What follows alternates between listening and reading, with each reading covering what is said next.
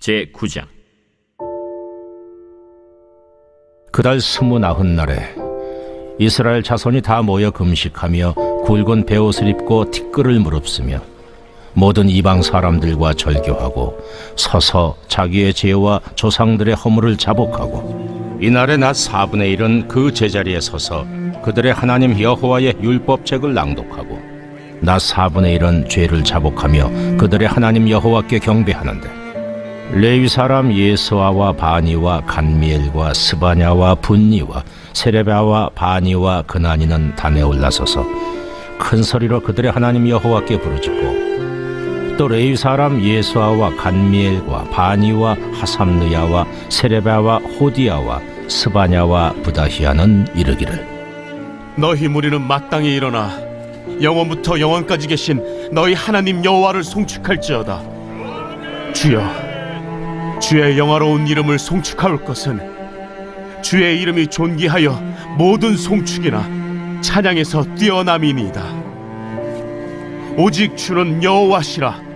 하늘과 하늘들의 하늘과 일월 성신과 땅과 땅 위의 만물과 바다와 그 가운데 모든 것을 지으시고 다 보존하시오니 모든 천군이 주께 경배하나이다. 주는 하나님 여호와시라. 옛적에 아브라함을 택하시고 갈대아 우르에서 인도하여 내시고 아브라함이라는 이름을 주시고 그의 마음이 주 앞에서 충성됨을 보시고 그와 더불어 언약을 세우사 가나안 족속과 헷 족속과 아모리 족속과 브리스 족속과 여부스 족속과 기르가스 족속의 땅을 그의 씨에게 주리라 하시더니 그 말씀대로 이루셨사오매 주는 의로우심이로소이다.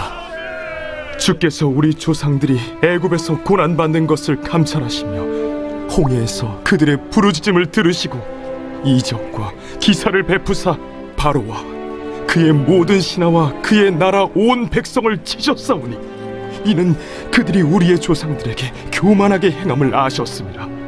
주께서 오늘과 같이 명예를 얻으셨나이다.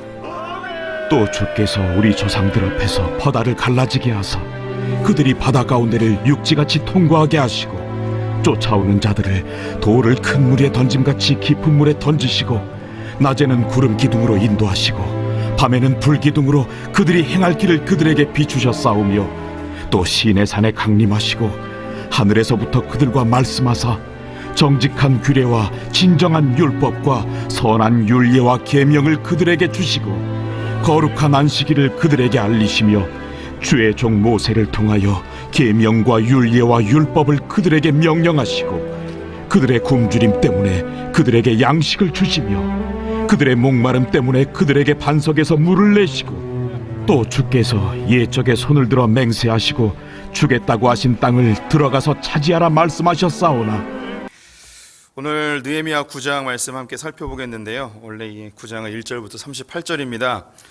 네, 두 개로 나누어서 진행을 해보도록 하겠습니다. 느헤미야서의 가장 하이라이트라고 하면 바로 이 9장과 10장입니다.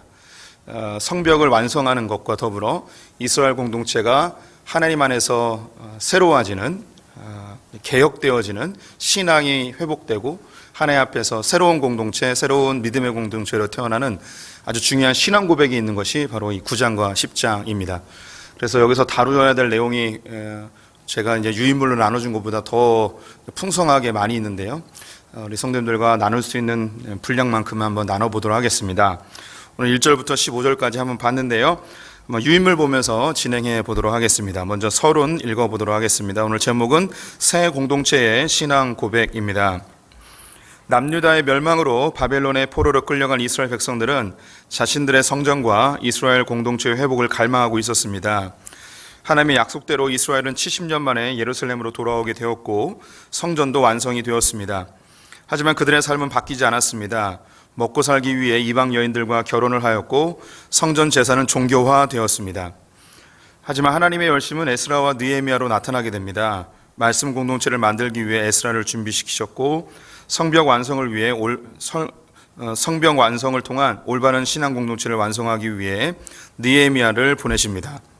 52일 만에 기적적으로 성벽이 완성되었고 7월 1일 새해를 맞아 수문학 광장에 모인 이스라엘 백성들은 에스라에게 하나님의 율법을 들려달라고 자원하여 요청합니다. 말씀을 듣고 깨달은 백성들은 눈물을 흘리며 회개하였습니다.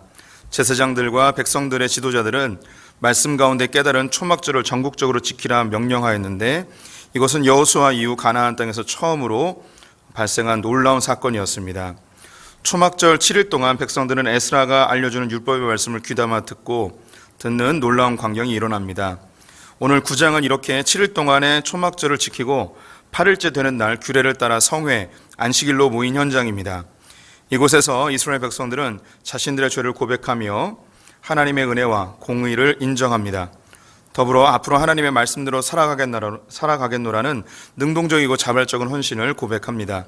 이것이 진정한 부흥입니다. 부흥은 말씀을 듣고 싶은 마음이 드는 것이고 그 말씀이 마음에 닿아 자신이 죄인임을 깨닫게 되는 것입니다. 또한 말씀으로 죄사함의 은혜를 경험하여 기쁨을 누리고 자신에게 은혜를 주신 하나님을 더 알고자 능동적으로 말씀을 따라 살아가는 것입니다. 이것이 부흥입니다. 네, 서론에서 이야기하신 것, 지난 시간과 또 계속되어지는 이 수요 성경 공부를 통해서 이미 익숙해지신 부분들이 많이 있으시죠. 에스라와 느헤미야는 한 세트입니다. 그래서 이스라엘 백성들이 바벨론에서 이스라엘로 귀환한 다음에 하나님이 새로운 공동체를 만들려고 하셨습니다. 하나님이 바벨론으로 끌려가게 하신 이유가 이스라엘 백성들이 범죄하여서 그들을 정결케 하는 과정으로 바벨론의 포로로 끌려가게 하신 것이죠. 그래서 70년의 세월을 통하여서 그들을 정결케 하십니다. 그들을 이제 남은 자라고 표현을 하는데 이스라엘 백성들이 마치 잘려나간 나무처럼 완전히 다 멸망하였지만 끝난 게 아니라는 거예요. 그 그루터기가 남아 있어서 이 그루터기를 통하여서 이 남은 자들을 통하여서 새로운 나무, 새로운 하나님 나라가 이루어질 것을 기대하게 하셨습니다. 그동안 이 이스라엘 땅, 가나안 땅은 하나님께서 새로운 일을 하시기 위하여 기경을 하시죠. 한 번도 이스라엘 땅 가운데 안식년이 없었는데, 희년이 없었는데 이 바벨론에 의해 멸망하면서 그 땅이 안식을 얻고 희년으로 돌아가게 됩니다. 그래서 그들이 이제 다시 돌아와서 새로운 하나님이 원하시는 공동체가 되어가는 것이죠. 이것을 위해서 새로운 성전도 짓고 새로운 성벽도 완성하게 됩니다. 그런데 이제 성전을 완성하였는데 그들의 삶의 변화는 아무것도 일어나지 않았었습니다. 똑같이 성전을 솔로몬처럼 그리고 그 이전의 민족들처럼 우상처럼 섬겼습니다. 성전에서 예배하면 하나님 복 줄 것이라고 생각했고 좋은 예물을 드리면 하나님이 자신들의 소원과 문제 해결해 줄 것이라는 그런 종교화되어진 신앙생활로 그들을 유지하고 있었습니다. 그러다가 자신들의 문제가 해결되지 않고 또 먹고 사는 문제가 해결되지 않자 그들은 이방 여인들과 결혼을 하여서 하나님이 원하지 않는 방법으로 자신의 살 방편들을 이제 마련하게 되죠. 이것을 하나님께서 이제 긍휼히 여기셔서 에스라라는 사람을 보냅니다. 에스라를 통해서 성전에서 예배하는 것이 중요하지만 그 예배가 종교화되어서는 안 된다. 너희들이 이제 말씀 공동체가 되어야 된다. 이것을 알려줍니다.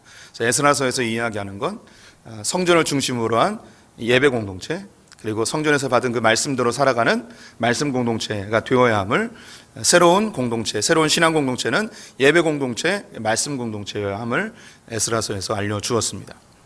이렇게 이제 성벽을 지어져 가야 되는데 성벽이 완성되지 않습니다.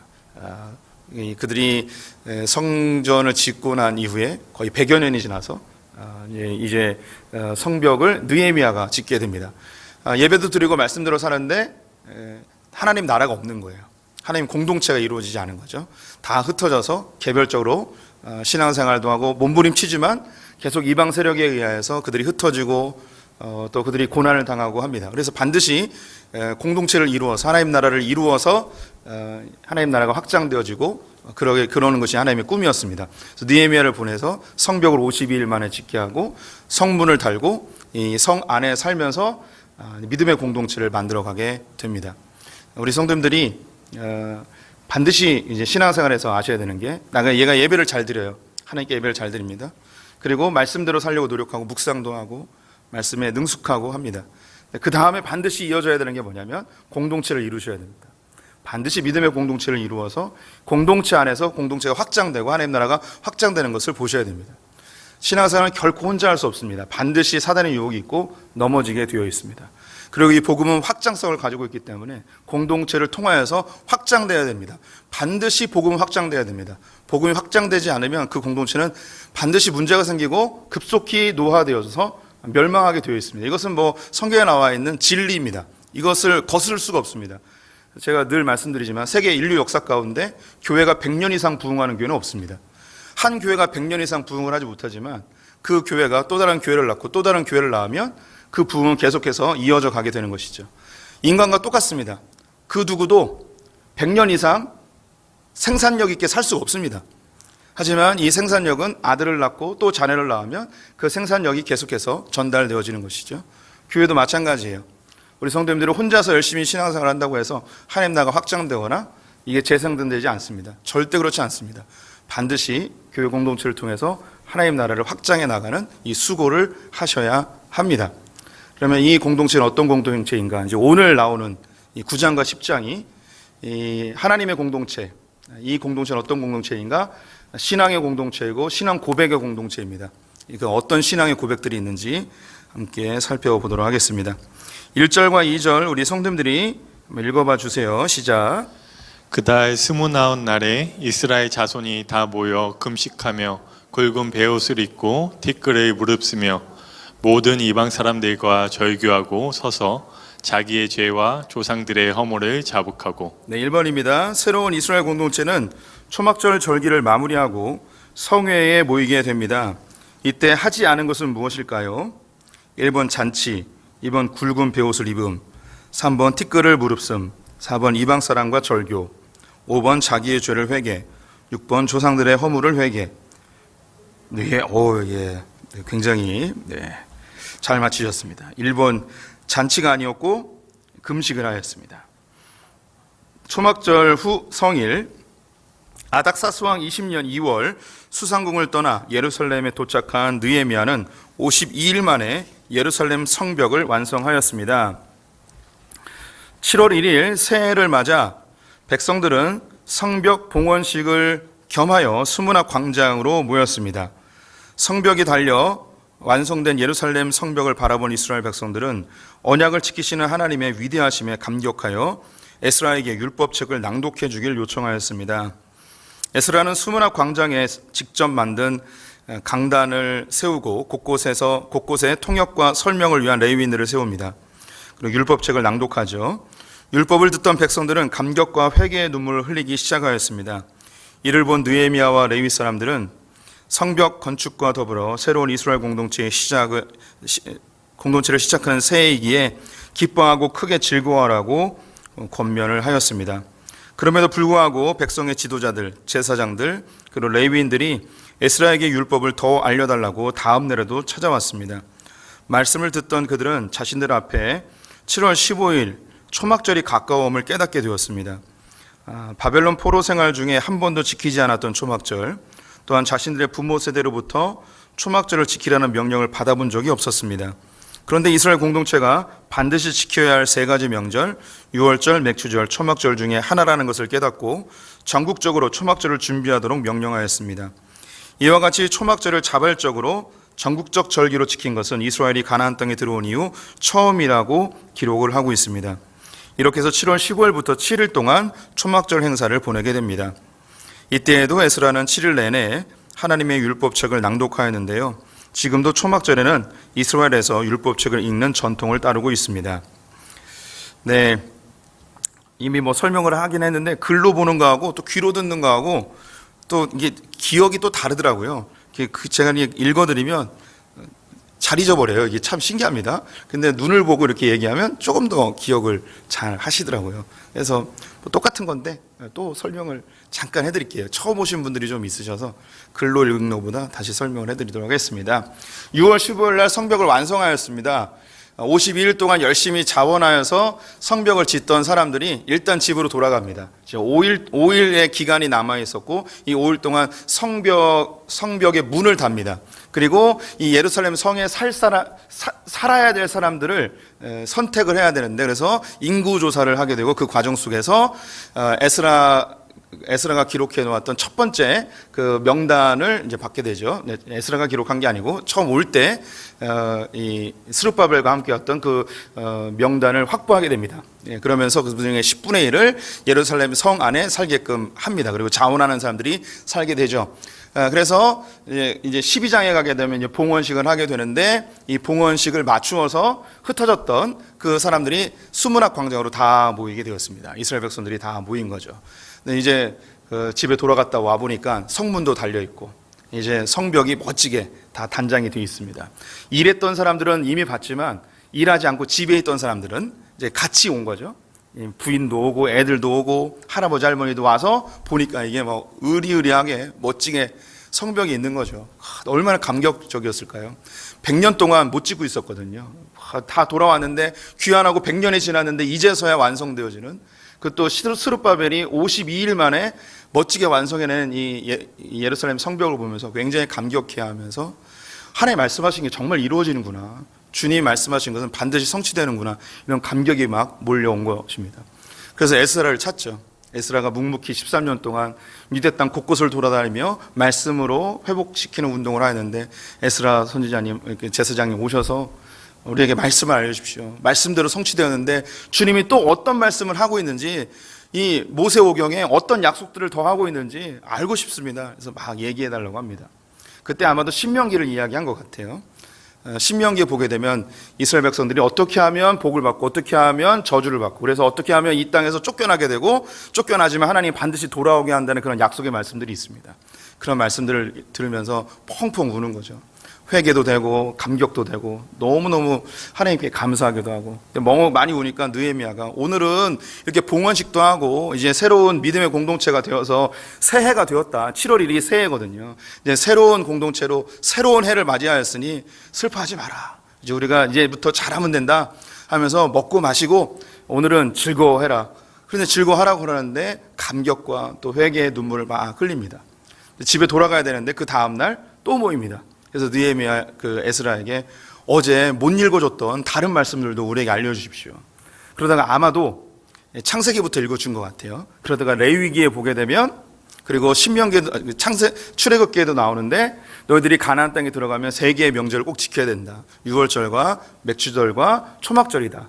그런데 이제 7월 1일 날 모였잖아요. 그 다음에 7월 2일이 된 거예요. 즉 조금 있으면 7월 15일이에요. 7월 15일이 초막절이에요. 초막절이 오는 거예요.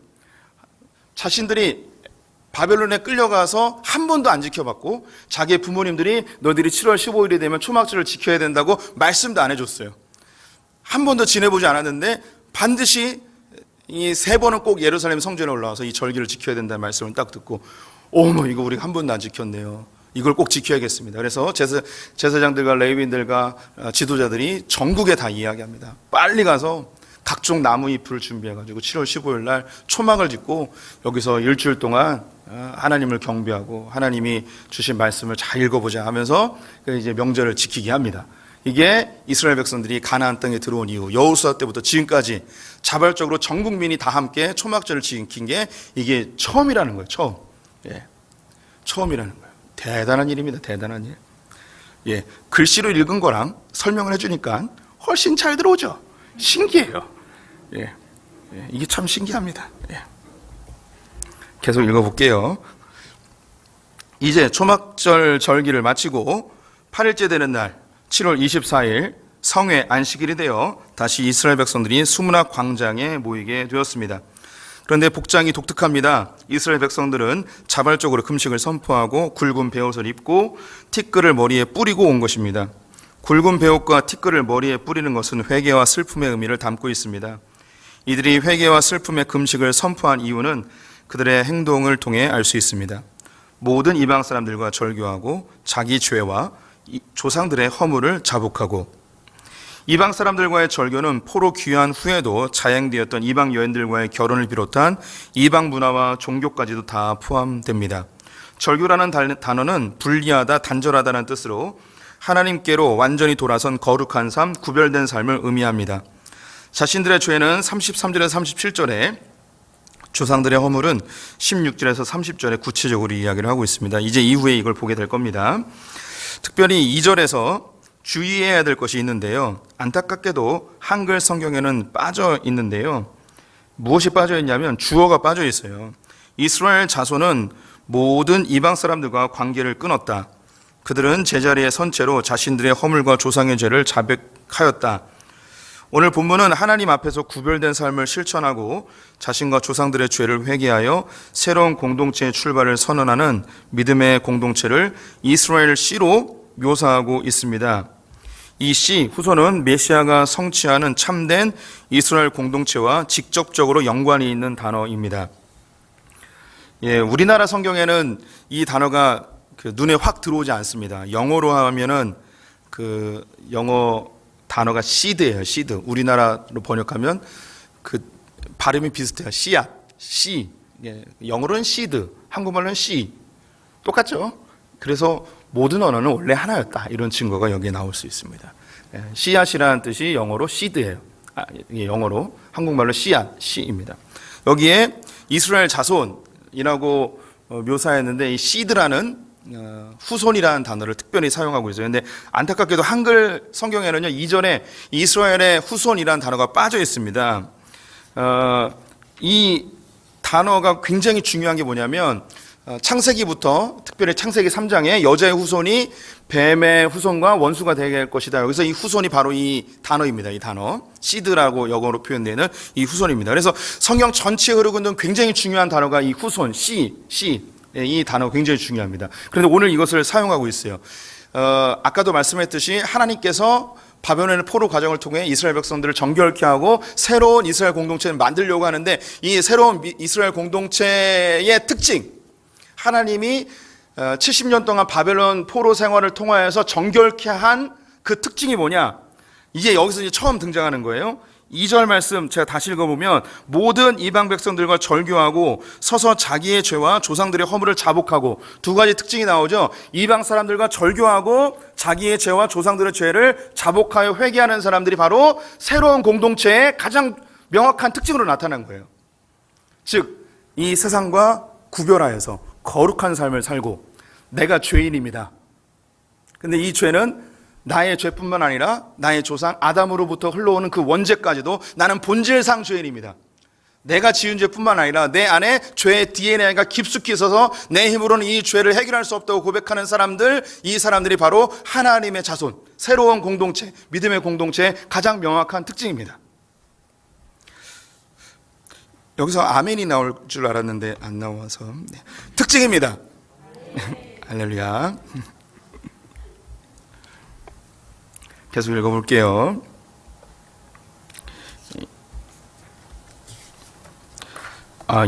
같이 읽어보죠. 네, 그 베드로전서 2장 9절부터 12절 같이 읽습니다. 시작.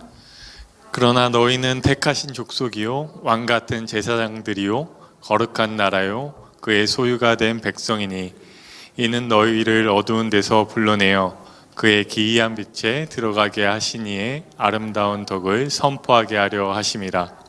너희가 전에는 백성이 아니더니 이제는 하나님의 백성이요 전에는 국류를 얻지 못하였더니 이제는 국류를 얻은 자니라. 사랑하는 자들아 거류민과 나그네 같은 너희를 권하노니 영혼을 거슬러 싸우는 육체의 정욕을 제어하라. 너희가 이방인 중에서 행실을 선하게 가져 너희를 악행한다고 비방하는 자들로 하여금 너희 선한 일을 보고 오시는 날에 하나님께 영광을 돌리게 하려 함이라. 아멘. 네, 이 구절이 우리의 신앙 고백인데요. 이 고백이 이 오늘 구절과 맞아 떨어지는 구절입니다. 이스라엘 백성들이 초막절을 7일 동안 지키고 8일째 되는 날 성회로 모였습니다. 안식일 날 모였는데 그들은 자발적으로 베옷을 입고 머리에 티끌을 뿌리고 금식하며 그 안식일을 하나님 앞에 지냅니다. 그리고 하나님께 나오면서 지금까지 자신들이 가까이 했던 이방에 있는 모든 풍습과 모든 우상들을 다 절교하고 끊어버리고 구별하고 자신들은 죄인입니다 라는 걸 고백하면서 주님께 나오죠. 이 사람들을 거룩한 씨라고 부르고 있습니다. 이 세상의 이방의 것들을 다 정리하고 주님께로 구별되어진 삶을 살겠노라고 고백하는 사람들, 이 사람이 이스라엘의 새로운 공동체의 특징이죠. 3절부터 5절까지 가볼게요. 제가 먼저 읽습니다. 이날에 나 4분의 1은 그 자리에 제자리에 서서 그들의 하나님 여호와의 율법책을 낭독하고 나 4분의 1은 죄를 자복하며 그들의 하나님 여호와께 경배하는데 레위 사람 예수아와 바니와 감미엘과 스바냐와 분니와 세레바와 바니와 그나니는 단에 올라서서 큰 소리로 그들의 하나님 여호와께 부르짖고 또 레위 사람 예수아와 감미엘과 바니와 하삼니아와 세레바와 호디아와 스바냐와 부다히아는 이르기를 너희 무리는 마땅히 일어나 영원부터 영원까지 계신 너희 하나님 여호와를 송축할지어다. 주여 주의 영화로운 이름을 송축하올 것은 주의 이름이 존귀하여 모든 송축이나 찬양에서 뛰어남이니이다. 2번입니다. 초막절을 마치고 성일 안식일에 모인 느헤미야 공동체는 하루 종일 무엇을 하였나요? 4분의 1은 말씀을 듣고 4분의 1은 자복하였습니다. 낮 4분의 1, 3시간씩이죠.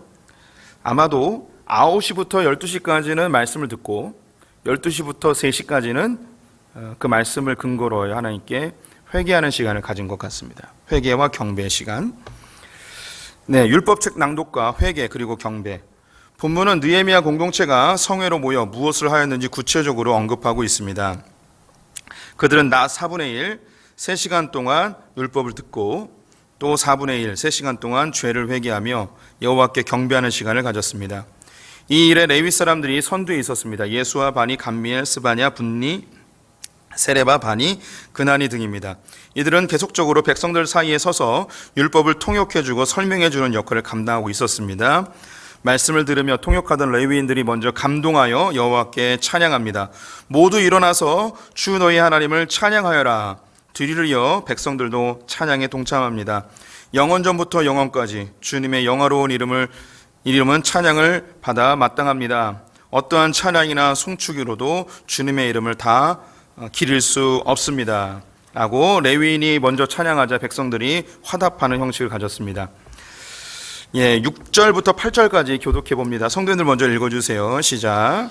오직 주는 여호와시라. 하늘과 하늘들의 하늘과 이럴 성신과 땅과 땅 위의 만물과 바다와 그 가운데의 모든 것을 지으시고 다 보존하시오니 모든 천군이 주께 경배하나이다. 주는 하나님 여호와시라. 옛적에 아브라함을 택하시고 갈대아 우르에서 인도하여 내시고 아브라함이라는 이름을 주시고 그의 마음이 주 앞에서 충성됨을 보시고 그와 더불어 언약을 세우사 가나안 족속과 헷 족속과 아모리 족속과 브리스 족속과 여부스 족속과 기르가스 족속의 땅을 그의 씨에게 주리라 하시더니 그 말씀대로 이루셨사오매 주는 의로우심 이로소이다. 3번입니다. 세상을 창조하신 여호와 하나님께서 아브라함과 더불어 언약하신 내용은 무엇입니까? 맨 뒤에 보면 땅을 그 씨에게 주리라. 가나안 땅을 주겠다는 약속을 하셨습니다. 여기 이제 뒤에 나오는데 씨가 나오죠. 이 씨가 아까 그 2절에 기록되어 있지 않았던 이스라엘의 후손 그 단어입니다. 가나안 땅, 즉 하나님의 약속하신 땅을 받는 것은 단순히 아브라함의 후손들이 받는 게 아니에요. 이 씨에 해당되는 이 사람들, 이방과 구별되고 자신이 죄인임을 고백하는 사람들, 이 사람들이 이 땅을 받게 되는 것이죠. 그럼 설명 계속 가볼게요. 신앙 고백 첫 번째, 창조의 하나님, 아브라함의 하나님. 오직 주는 여호와시라. 성부 하나님의 이름은 여호와입니다. 스스로 있는 자라고 번역되는 이 말은 나는 나다라는 뜻입니다. 하나님 입장에서 나는 나다인데요, 인간 입장에서는 그분은 그분이다입니다. 그분, 하늘과 하늘들의 하늘, 해, 달, 별, 땅과 땅 위의 모든 만물, 바다와 그 가운데 모든 것을 지으시고 운행하시는 분, 모든 인류가 막연하게 생각하던 조물주, 창조주, 절대자, 어딘가에 있을 것이라고 생각되며 우리 마음에 본능적으로 느껴지는 그분, 하지만 아무도 알 수 없는 그분이 바로 여호와 하나님입니다. 이건 제가 표현하는 거예요. 여호와라는 단어는 나는 나다라는 뜻입니다. 하나님이 모세에게 나는 나다라고 하죠. 사람들이 하나님을 누구라고 이야기하면 알 수 있을까요? 하자. 나는 나다라고 합니다. 이게 이제 여호와인데요. 하나님 입장에서는 나는 나예요. 그럼 우리 입장에서는 그분이 그분이에요. 근데 하나님 어떤 분이냐면 바로 세상을 창조하시고 운행하시는 우리 마음속에 막연하게 모든 종교가 어디쯤 있을 것 같은 창조주 조물주 모든 인류가 생각하는 그분이 알고 봤더니 그분인 거예요. 이게 나는 나다예요. 네. 모든 사람들이 생각하는 그분이 모세에게 나타난 거죠. 계속 읽을게요. 모든 천군이 경배하는 그 여호와 하나님이 갈대 우르에서 아브라함을 인도하여 아브라함이라는 이름으로 바꾸시고 가나안 땅을 그의 씨 후손에게 주겠다고 언약하셨습니다. 아브라함은 많은 무리의 아버지라는 뜻입니다. 하나님이 아브라함을 믿음의 조상이 되게 하신 것이죠. 아브라함의 후손은 혈육으로 되는 것이 아닌 믿음으로 의롭게 되어 이 세상과는 구별되어 세상을 향해 복된 존재로 살아가는 자들입니다. 그들이 참된 이스라엘의 후손, 이스라엘의 씨입니다. 언약은 성경을 관통하는 매우 중요한 단어입니다. 계약은 양방의 책임이 있어 한쪽이 잘못하면 이 계약이 자동 파기가 되죠. 하지만 언약은 인간의 귀책 사유와 전혀 관계없이 하나님이 일방적으로 계약을 성취해 내신다는 의미입니다. 창세기 15장에서 아브라함과 하나님의 언약이 체결되는데요. 당시 관습에 따라 재물을 쪼갠 후 함께 지나가야 했습니다. 이때 하나님은 아브라함에게 깊은 잠이 들게 하시고 홀로 지나가는 장면이 나옵니다. 이것이 언약이 가지고 있는 특징을 그대로 보여주는 장면입니다. 인간과 하나님과의 계약은 그 시작부터가 불가능합니다. 인간은 이 계약을 성취할 능력이 전혀 없습니다. 온전히 하나님이 이 언약을 성취해낼 수 있는 것이죠. 실제로 아브라함의 후손들이 약속의 땅인 가나안 땅을 얻게 됩니다. 신약에 들어와 아브라함의 후손은 예수를 믿어 의롭게 된 자들이 됩니다. 가나안 땅은 천국, 하나님 나라가 되는 것이죠. 이 창조주 하나님, 모든 사람들이 막연하게 생각하던 그 하나님이 아브라함에게 나타나셨습니다. 그리고 아브라함을 아브라함으로 칭하시며 새로운 민족, 노아 홍수 이후 새로운 민족을 아브라함을 통하여서 이루어내시죠. 근데 이 민족은 혈육으로 이루어지는 민족이 아니고 믿음으로 의롭게 된 자들로 형성되어지는 민족입니다. 그래서 아브라함이 하나님을 믿음으로 의롭게 되어짐을 이야기하시면서 언약을 맺으시죠. 이 언약은 그 가나안 땅을 주겠다는 겁니다. 창세기 15장 보게 되면 짐승을 잡아서 반으로 쪼개요. 그리고 그 사이를 지나가요. 원래 고대 관습으로는 짐승을 쪼개고 그 사이를 같이 손잡고 지나갑니다. 이 지나가는 의미는 뭐냐면 둘 중에 한 명이라도 이 계약을 어기면 똑같이 이 짐승처럼 반으로 쪼개 죽이겠다는 거예요. 이게 이제 피의 언약입니다. 그런데 하나님이 언약을 맺을 때, 아브라함과 계약을 맺을 때는 하나님은 성취할 수 있지만 사람은 성취를 못해요. 사람 자체가 능력이 없기 때문에.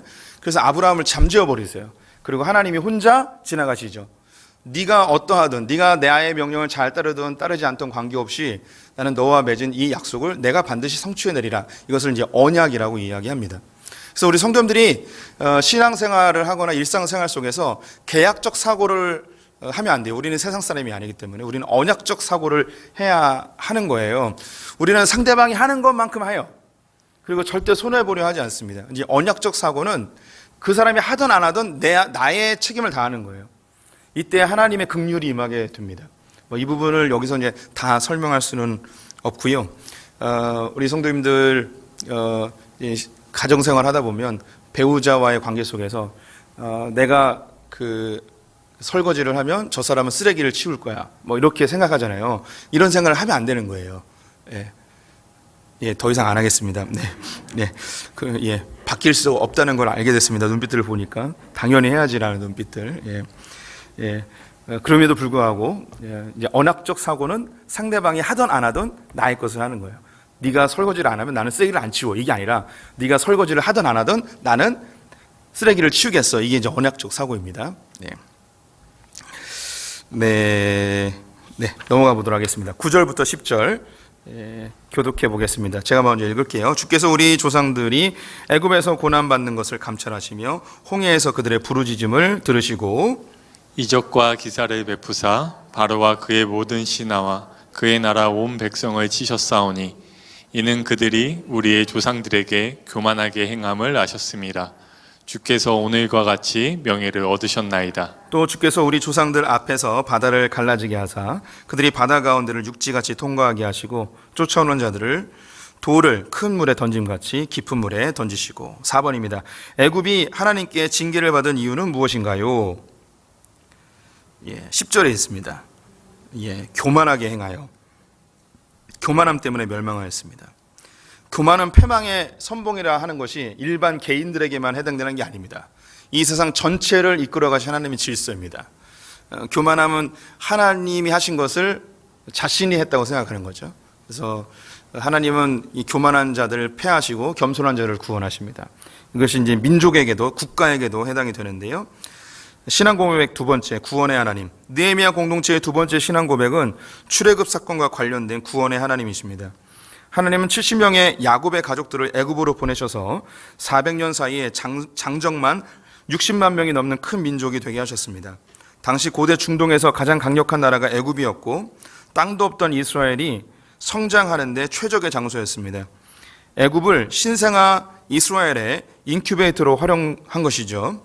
이렇게 하나님의 도구로 활용된 민족에게는 하나님이 반드시 복을 내리십니다. 요셉이라는 타고난 지도자를 허락하셔서 전 세계적인 기근을 이겨내게 하셨고, 이 기근을 계기로 북아프리카 일대 영토를 모두 획득하였고 최대 고대 문명의 발생지로 발전하는 영화를 누리게 됩니다. 하지만 그들은 교만해졌습니다. 하나님은 교만한 자들을 반드시 멸망시키십니다.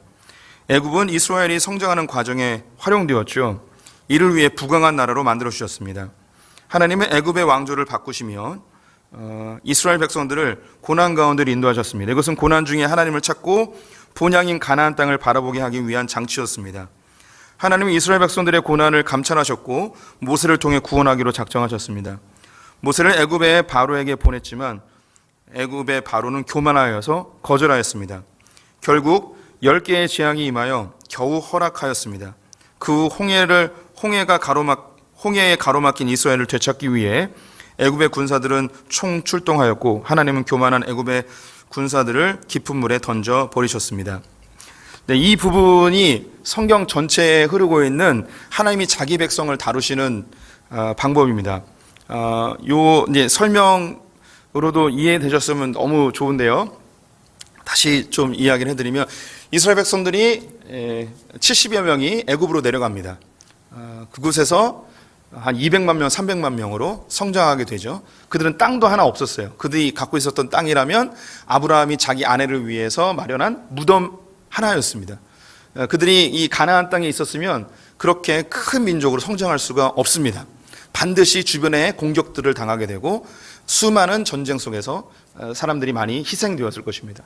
하지만 애굽이라는 좋은 인큐베이터에서 이스라엘이 300명, 200만 명의 큰 민족으로 성장될 수 있는 좋은 환경이 마련되어졌죠. 하나님이 애굽을 사용하신 거예요. 이스라엘을 위해서. 그럼 이렇게 자기 백성들을 위해서 사용되어진 나라에 하나님 반드시 복을 주십니다. 이걸 잘 보셔야 돼요. 하나님은 자기 백성들을 성장시키고 자기 백성들을 활용하기 위해서 다른 민족들을 사용하시는데 그 민족들도 같이 복을 받는 거예요. 그래서 고대의 유력한 문명을 만들어내고 그리고 큰 기근 속에서 애굽은 살아나고 북아프리카 일대에 많은 땅들을 얻게 됩니다. 이게 역사적 기록에 의하면 이집트가 이제 고왕조, 중왕조, 신왕조로 이루어져 있는데 이 중왕조 때에 전쟁 없이 북아프리카 일대를 다 점령하는 엄청난 사건이 일어나요. 그래서 인본주의 역사학자들은 어떻게 이 애굽이 북아프리카 일대를 다 점령했는지 그 자료를 못 찾아요. 왜냐하면 전쟁이 없어요. 전쟁 없이 그 땅을 차지하거든요. 근데 이것을 해석할 수 있는 방법은 한 가지밖에 없어요. 성경의 기근으로 애굽 일대에 있는 모든 나라들이 자신의 돈을 가져오고 가축을 가져오고 땅을 다 들이면서 우리를 자기의 속국으로 삼아달라고 이야기합니다. 그래서 그냥 땅을 가져와서 다 자신들의 식민지로 속국으로 만들어 버리는 그런 일이 발생하게 되죠. 그런 일이 발생하는 이유가 뭐냐면 이스라엘을 성장시키기 위한 하나님의 모판을 마련하시는 거예요. 이제 성장했습니다. 이제 가나안 땅으로 들어가야 되는 거예요. 가나안 땅의 7 족속들을 그들의 죄가 관영하여서 전쟁을 통하여 그들을 다 몰아내고 그 땅을 차지할 수 있는 힘이 생기게 된 거죠. 근데 그들이 가나안 땅으로 가려는 마음이 전혀 없었어요. 왜냐하면 애굽 땅에서 너무나 잘 먹고 잘 살았거든요. 하나님께서 왕조를 바꾸시고 요셉을 전혀 모르는 새로운 왕을 일으키셔서 그들을 핍박 가운데 놓게 하십니다. 여기 이제 애굽의 다양한 역사들이 그 안에 이제 복잡하게 있긴 한데, 그래서 그들이 고난을 당하면서 막 아기들도 죽고 하면서 더 이상 못 살겠습니다. 우리 본향으로 돌려보내 주십시오. 하나님께 막 간절하게 기도하자 모세를 준비시키셔서 이제 가나안 땅으로 인도해 가려고 하지요. 그런데 여기서 모세가 찾아가서 바로에게 우리 백성을 돌려보내십시오라고 하면 그럼 보내줘야 되잖아요. 근데 오늘 성경을 보니 교만했어요. 하나님이 거기까지 경계를 정해주셨는데 그걸 넘어가 버린 거죠. 보내줬어야 되는데 안 보내줬어요. 교만하여져서 그들은 하나님께 10가지 재앙과 함께 홍해에 다 물에 잠기는 엄청난 징계를 받게 되고 그들은 힘이 싹 빠져버리게 됩니다. 그 다음에 이제 애굽이 다시 부흥케 되어지는 것이 그 아수르와 바벨론 때에 이집트 원래 민족들이 아니고 레바논에 있는 신흥 민족들이 여기를 이제 레바논이 아니라 리비아에 있는 신흥 민족들이 이 그 이집트 왕조를 뒤집어 엎어가지고 힘을 다시 얻게 됩니다. 즉 여기 이 그 홍해 사건 이후로 애굽은 힘이 완전히 쫙 빠져버려요. 힘이 없어져 버립니다. 그리고 이제 아수르와 바벨론 때에는 원래 애굽 민족이 아니라 리비아의 새로운 민족들이 일어나서 이 애굽의 왕조를 다시 일으켜가지고 부강해진 거예요. 그 다음에는 이제 바벨론에 의해서 다 죽어버리고 다 없어집니다. 그리고 헬라에 의해서 뭐 너무 멀리까지 가네요. 예, 그렇습니다. 네, 재밌죠. 이런 게 이렇게 재밌습니다. 네, 그 다음에 읽어볼게요. 근데 이게 끝이 아니에요. 역사의 주관자는 하나님이시고 이 역사의 중심에는 하나님의 구원의 역사가 나타납니다. 구원의 역사를 완성해 가시기 위해 이방 세력들을 이방의 권세들을 활용하십니다. 이 권세들은 하나님의 백성들을 다루시는 도구로서 복을 얻게 됩니다. 북이스라엘을 징계하시기 위해 아수르에게 권세를 허락하셨습니다. 하나님이 허락하신 경계는 북이스라엘까지였습니다. 하지만 아수르는 남유다까지 침범하는 교만함을 보였고 결국 멸망하게 되었습니다. 하나님은 남유다를 징계하시기 위해 바벨론에게 권세를 허락하셨습니다. 하나님은 남유다 백성들 중에 새로운 이스라엘을 만들기 위한 남은 자들을 바벨론으로 끌고 가 정결케 하는 과정을 겪게 하시고 이스라엘 땅을 기경하길 원하셨습니다. 하지만 바벨론은 교만하여졌고 이스라엘 백성들을 지나치게 학대하기 이르렀습니다. 결국 바벨론은 페르시아에 의하여 하루아침에 멸망하게 되죠. 페르시아는 이스라엘에 귀환하여 성전과 성벽을 재건하는 과정에 사용이 됩니다. 이를 위해 권세를 허락하신 것이죠. 하지만 페르시아는 교만하여져서 헬라에 의하여 멸망하게 되었습니다. 헬라는 이스라엘에 제한되었던 하나님을 열국의 만국의 하나님으로 확장하는 통로로 활용하십니다. 헬라어는 만국의 공통어가 되었는데요. 철학적 이성적 사고의 틀을 마련하였습니다. 이것으로 구약 히브리어 성경을 헬라어 성경으로 번역하는 작업이 일어납니다.